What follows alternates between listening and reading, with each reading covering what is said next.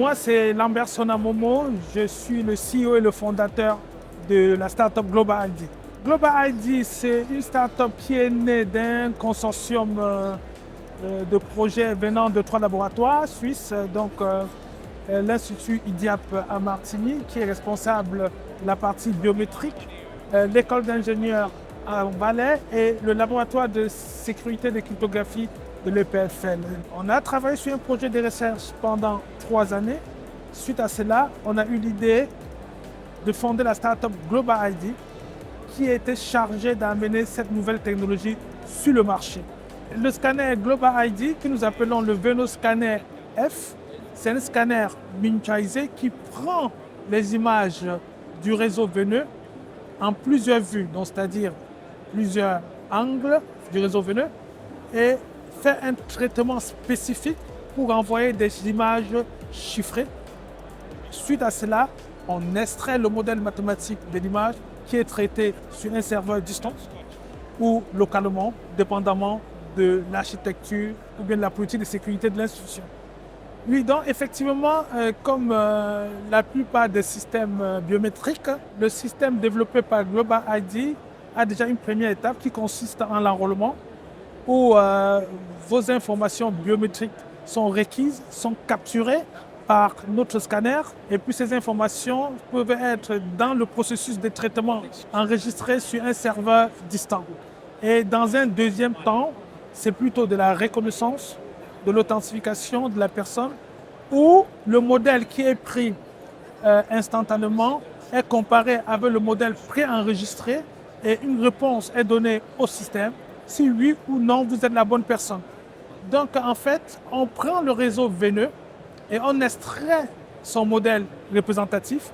Ensuite, les images d'origine sont détruites. Je vais faire une démo dont la première étape consiste à faire de l'enrôlement. Je capture l'image. L'image est capturée.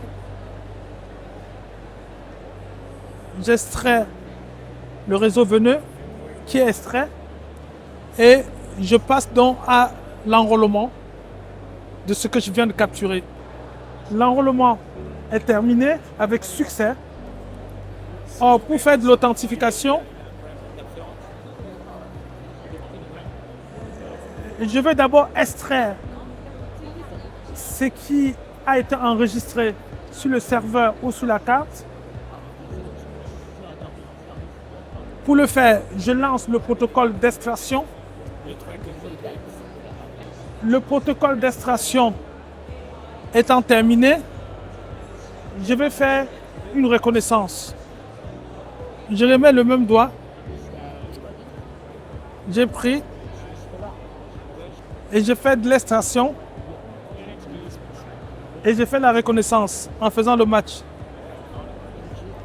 Access grande pour expliquer que c'est le bon doigt. Maintenant, je change de doigt, j'essaie un autre. Je mets, je prends, j'extrais, je match. C'est dinette parce que ce n'est pas le bon doigt. Nous résolvons un problème majeur dans les institutions ou les gouvernements qui nous font confiance. C'est parce qu'ils ont un problème de pouvoir savoir si la personne qui est en face d'eux ou d'elle, c'est la bonne personne. Pour cela, ils doivent faire recours à Global ID qui, via sa plateforme, doit pouvoir confirmer si la personne qui est en train de faire soit une transaction ou qui est en train de faire soit un login ou qui est en train de demander un accès, c'est la bonne personne ou pas. C'est nécessaire de préciser que Global ID peut faire de l'authentification on-premise, c'est-à-dire sur l'environnement du client, sur l'environnement de l'institution, où on peut utiliser tous les scanners Global ID pour accéder soit à des transactions, des accès physiques ou logiques. Ou bien Global ID peut fournir un service d'authentification en utilisant sa plateforme qui permettra à l'institution de pouvoir gérer sa flotte de scanners, de pouvoir mettre un scanner hors service ou de pouvoir envoyer des mises à jour sur les scanners à distance.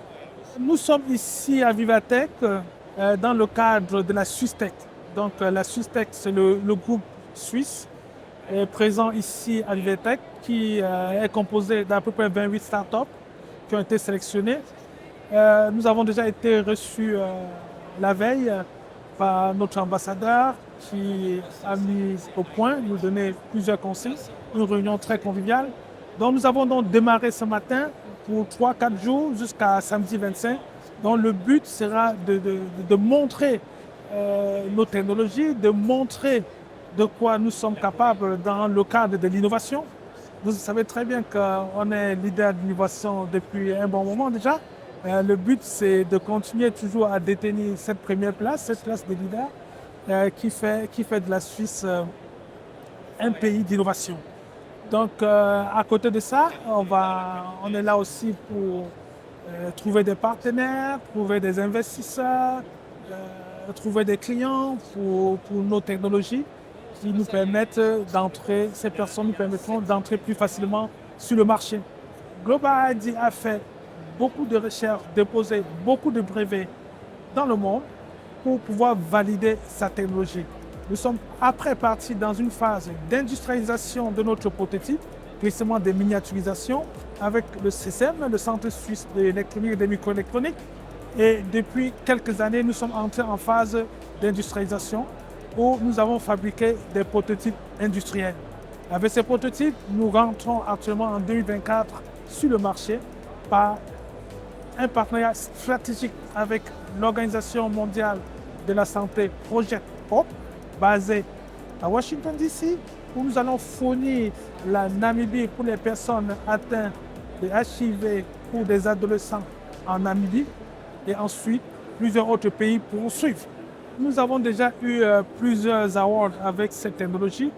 Le but de nos prochaines levées de fonds consistera à miniaturiser une fois de plus le scanner pour pouvoir atteindre des systèmes beaucoup plus petits tels que des tablettes ou bien des téléphones ou bien des ordinateurs portables.